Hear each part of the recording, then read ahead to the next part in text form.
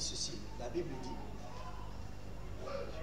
que la bénédiction de l'Éternel ne se fait sur aucun chacun. Et si nous répartons les conventions, comme a dit le pasteur Moïse, le mariage c'est une institution que Dieu établit.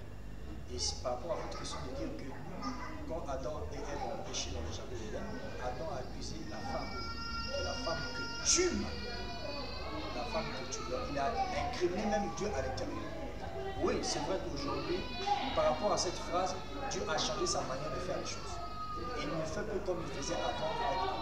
Normalement, ça devait être, tu dors comme ça, et Dieu enlève la femme, la femme. Mais malheureusement, quand Adam a dit que la femme que tu m'as donnée, alors cela a donné aussi, a mis Dieu en état d'agir d'une autre manière.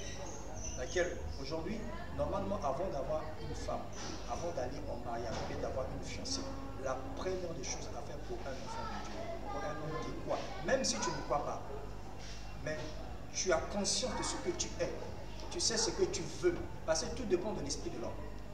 Avant, même si tu n'es pas chrétien, tout dépend de l'esprit de l'homme. Qu'est-ce que tu veux? Quel genre de femme que tu veux? Parce qu'aujourd'hui, il y a certaines personnes qui prennent des femmes par rapport à l'accoutrement, par rapport à leur formologie, par rapport à leur langage, par rapport à leur niveau social. Oui, tout ça c'est bien, mais quel genre de femme que tu veux réellement?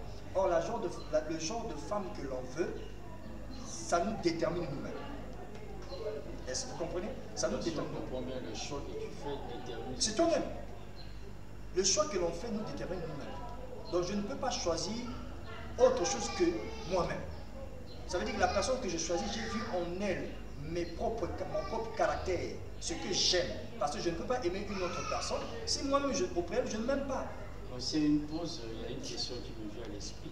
Vous avez bien dit le choix que nous faisons détermine ce que nous sommes. On va ouvrir une petite parenthèse.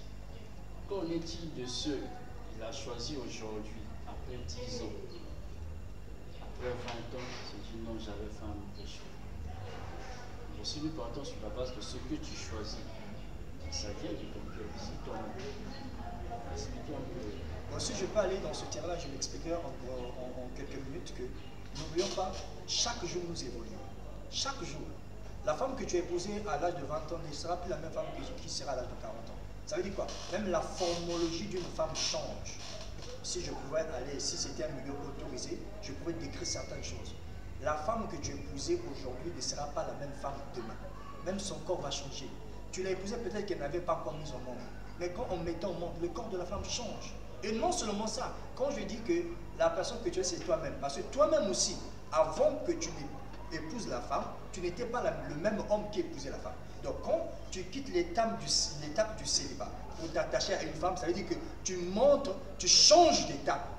L'étape où tu étais célibataire, où tu engageais tout seul, où tu faisais tout seul, ce n'est plus le cas. Parce que quand tu rencontres une personne, ça veut dire que ce que tu peux faire tout seul, tu ne le feras plus seul. Tu le feras avec la personne que tu croises. Ça veut dire que c'est une continuité de ta propre vie. Souvent, nous disons que la femme change, mais l'homme aussi change. Ce n'est pas peut-être pas le corps de l'homme qui change, mais l'homme change aussi. Sa mentalité change. L'homme qui n'avait pas des enfants hier, aujourd'hui, peut avoir des enfants. Alors, ça veut dire quoi? Il doit se conduire en père de famille. En époux, parce qu'avant, il n'était pas époux. Mais maintenant, il doit se conduire en époux. C'est pour cela, aujourd'hui, la même manière, Dieu fait la même chose comme en Éden, mais cette fois-ci d'une autre manière, qui amène l'homme, un, de savoir qui il est et qu'est-ce qu'il veut. Deux, d'engager Dieu dans cette affaire. Parce qu'un mariage sans l'engagement du Seigneur, ça ne sera pas un bon mariage. C'est vrai qu'aujourd'hui, j'ai croisé un homme qui ne croyait pas comme moi je crois. Et un jour, il m'a dit, Dieu veille, c'est un papa que je respecte beaucoup. Il doit avoir 75 ans, 80 ans. Il fut un grand dans ce pays. Il m'a dit, Dieu veille, tu sais, moi j'aime beaucoup ma femme. J'ai eu trois enfants avec une autre femme avant.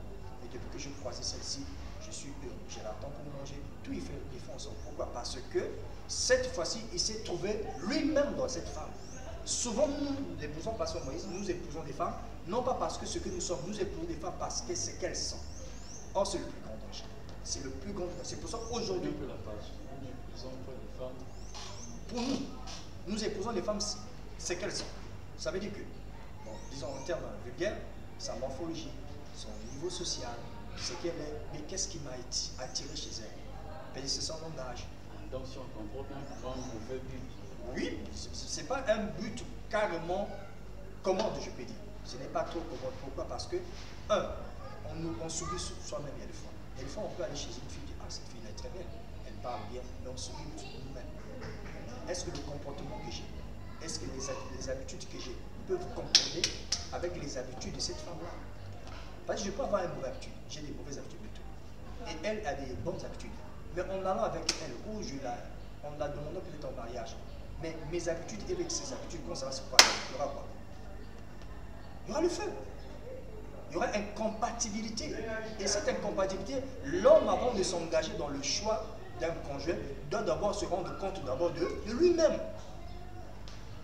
Il doit d'abord se connaître lui-même. Parce qu'un homme qui ne se connaît pas lui-même, en s'engageant dans un terrain de mariage, il ira se découvrir dans le foyer. Or, ça sera aussi un danger pour lui-même.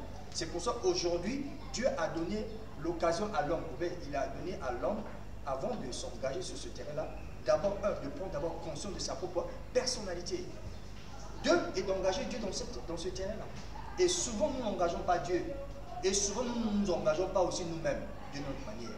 Si vous voulez ça, je vous dirais, on ne s'engage pas. Pourquoi? Parce qu'on voit l'extérieur, en fait, on voit devant, on ne voit pas soi-même. Et ça aussi, c'est un danger.